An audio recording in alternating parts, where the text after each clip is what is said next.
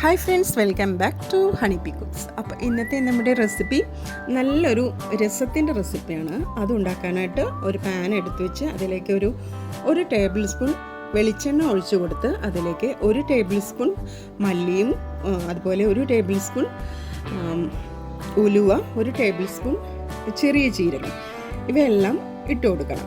അതിനുശേഷം ഒരു 4 വറ്റൽമുളക് എടുക്കുന്നുണ്ട്. കുറച്ച് കറിവേപ്പില കൂടെ എടുത്ത് നമുക്കിതൊന്ന് നന്നായിട്ടൊന്ന് റോസ്റ്റ് ചെയ്ത് എടുക്കണം. നന്നായിട്ടൊന്ന് വറുത്തെടുക്കണം, കരിഞ്ഞു പോകരുത്. അതേ രീതിയിലൊന്ന് നമുക്കിതൊന്ന് വറുത്ത് ഒന്ന് മാറ്റി വയ്ക്കണം. ഇപ്പോൾ ഇത് നന്നായിട്ട് റോസ്റ്റായിട്ട് വന്നിട്ടുണ്ട്. ഇനി നമുക്ക് ഇത് തണുത്തതിന് ശേഷം മിക്സിയുടെ ജാറിലിട്ട് കൊടുത്ത് നന്നായിട്ടൊന്ന് അരച്ചെടുക്കണം. കുറച്ച് വെള്ളം കൂടെ ഒഴിച്ചു കൊടുത്തൊന്ന് അരച്ചെടുക്കാം.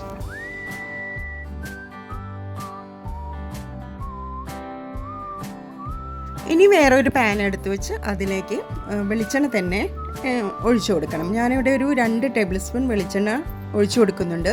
അതിലേക്ക് കുറച്ച് കടുക് ഇട്ട് കൊടുക്കുന്നുണ്ട്. കടുക് ഒന്ന് പൊട്ടിച്ചെടുക്കാൻ വേണ്ടിയിട്ടാണ്. ഇനി ഇതിലേക്ക് ഞാൻ ഒരു 3 പച്ചമുളക് എടുക്കുന്നുണ്ട്. അത് ഒന്ന് കീറിയിട്ട് കൊടുത്തതാണ്. ചെറുതാക്കി വേണമെങ്കിൽ നിങ്ങൾക്ക് അങ്ങനെ കട്ട് ചെയ്ത് ഇട്ട് കൊടുക്കാം. ഞാനിവിടെ നീളത്തിലാണ് എടുത്തിരിക്കുന്നത്.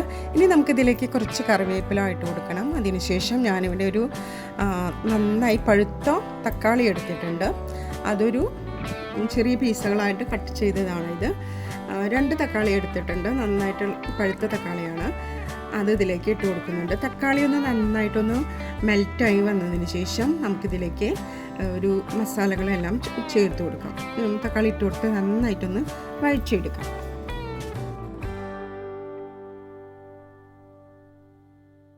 തക്കാളിക്കൊപ്പം ആവശ്യത്തിനുള്ള ഉപ്പ് കൂടെ ചേർത്ത് കൊടുക്കണം.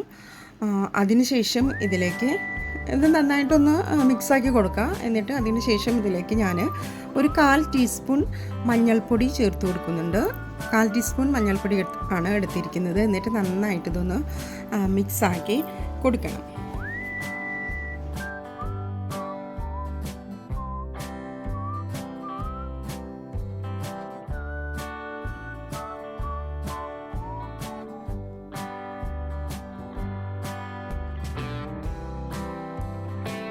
ഇവിടെ ഇപ്പം നമ്മളുടെ ഈ തക്കാളിയൊക്കെ നന്നായിട്ട് തന്നെ മെൽറ്റായിട്ട് തന്നെ വന്നിട്ടുണ്ട്. കണ്ടില്ലേ, നന്നായിട്ട് തന്നെ തക്കാളി വെന്ത് വന്നിട്ടുണ്ട് കേട്ടോ. ഇനി ഇതിലേക്ക് നമുക്ക് പുളി ഒഴിച്ചു കൊടുക്കാം. പിഴിഞ്ഞും നേരത്തെ കുതിർത്തി വെച്ചിട്ടുണ്ടായിരുന്നു, അതിൽ കാണിച്ചിട്ടില്ല. ഞാൻ ഒരു നാരങ്ങയുടെ വലുപ്പത്തിലുള്ള പുളിയാണ് എടുത്തിരിക്കുന്നത്. അത് വെള്ളത്തിലിട്ട് ഒന്ന് കുതിർത്തി വെച്ചിട്ടുണ്ടായിരുന്നു. അതിൻ്റെ ആ ഒരു പിഴിഞ്ഞ് എടുത്ത ജ്യൂസാണ് ഇത്. ഇതിലേക്ക് ചേർത്ത് കൊടുത്ത് നന്നായിട്ടൊന്ന് മിക്സാക്കി കൊടുക്കണം. ഇനി ഇതിലേക്ക് ഒരു ചെറിയ പീസ് ശർക്കര കൂടെ ചേർത്ത് കൊടുക്കാം. ഓപ്ഷണലാണ്, ആർക്ക് വേണ്ടാത്തവർക്ക് ഇത് സ്കിപ്പ് ചെയ്യാം. ശർക്കര കൂടെ ചേർത്ത് ഞാനിവിടെ എടുത്തിട്ടുണ്ട്. ചെറിയ പീസ് ശർക്കര എടുക്കുന്നുണ്ട്.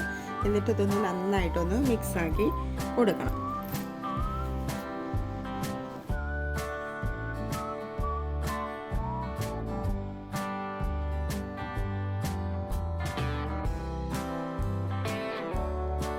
ഇനി ഞാനിതിലേക്ക് ചേർത്ത് കൊടുക്കുന്നത് ഒരു കപ്പ് പരിപ്പ് വേവിച്ചെടുത്തതാണ്. മസൂർ ദാലാണ് ഇത്.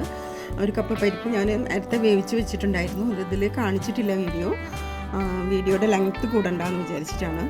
1 കപ്പ് ആണ് പരിപ്പെടുത്തത്. അത് നന്നായിട്ട് വേവിച്ചെടുത്തതാണ്. അത് ഇതിലേക്ക് ആഡ് ചെയ്ത് കൊടുക്കുന്നുണ്ട്. അതിനുശേഷം 1 കപ്പ് വെള്ളം കൂടെ ചേർത്ത് കൊടുക്കുന്നുണ്ട്. അതിനുശേഷം ഞാനിതിലേക്ക് കായം ചേർത്ത് കൊടുക്കുന്നുണ്ട്. ഒരു 1/2 ടീസ്പൂണോളം എടുത്തിട്ടുണ്ട്. അതിനുശേഷം ഇതിലേക്ക് നമ്മൾ നേരത്തെ റോസ്റ്റ് ചെയ്ത് വെച്ച ഒരു മസാല ഇത് അരച്ചെടുത്തതാണ് മിക്സിയിൽ. അത് ഇതിലേക്ക് ഒഴിച്ചു കൊടുക്കണം. എന്നിട്ട് നന്നായിട്ട് ഇവയെല്ലാം യോജിപ്പിച്ചെടുത്ത് നമുക്കിത് നന്നായി ഒന്ന് തിളപ്പിച്ചെടുക്കാം. അപ്പോൾ നമ്മളുടെ ഈ ഒരു രസം നന്നായിട്ട് തന്നെ കിട്ടിയിട്ടുണ്ട്. ഇതെല്ലാം കൂടി നന്നായിട്ട് തിളപ്പിച്ചെടുത്തതാണ് കേട്ടോ ഇത്. ഇതിലേക്ക് കുറച്ച് മല്ലിയില കൂടെ ഞാൻ ചേർത്ത് കൊടുക്കുന്നുണ്ട്. എന്നിട്ട് നന്നായിട്ട് ഇത് തിളപ്പിച്ചെടുക്കണം. കണ്ടില്ലേ, നന്നായിട്ട് തന്നെ തിളപ്പിച്ചെടുക്കുന്നുണ്ട്. ആവശ്യത്തിന് ഉപ്പ് വേണമെങ്കിൽ നോക്കിയിട്ട് ചേർത്ത് കൊടുക്കാം. ഇവിടെ ഇപ്പോൾ നമ്മളുടെ ഈ രസം നന്നായിട്ട് തന്നെ വന്നിട്ടുണ്ട്. ഞാനിത് വേറൊരു ബൗളിലേക്ക് മാറ്റിയതാണ്. നല്ല സൂപ്പർ രസമാണ്. എല്ലാവരും ഒന്ന് ട്രൈ ചെയ്ത് നോക്കിയിട്ട് ഫീഡ്ബാക്ക് എല്ലാം അറിയിക്കണം. അപ്പോൾ നമ്മൾക്ക് മറ്റൊരു ഈസി റെസിപ്പിയുമായിട്ട് വീണ്ടും കാണാം. നിങ്ങളുടെ തുടർന്നുള്ള സപ്പോർട്ടും പ്രതീക്ഷിക്കുന്നു.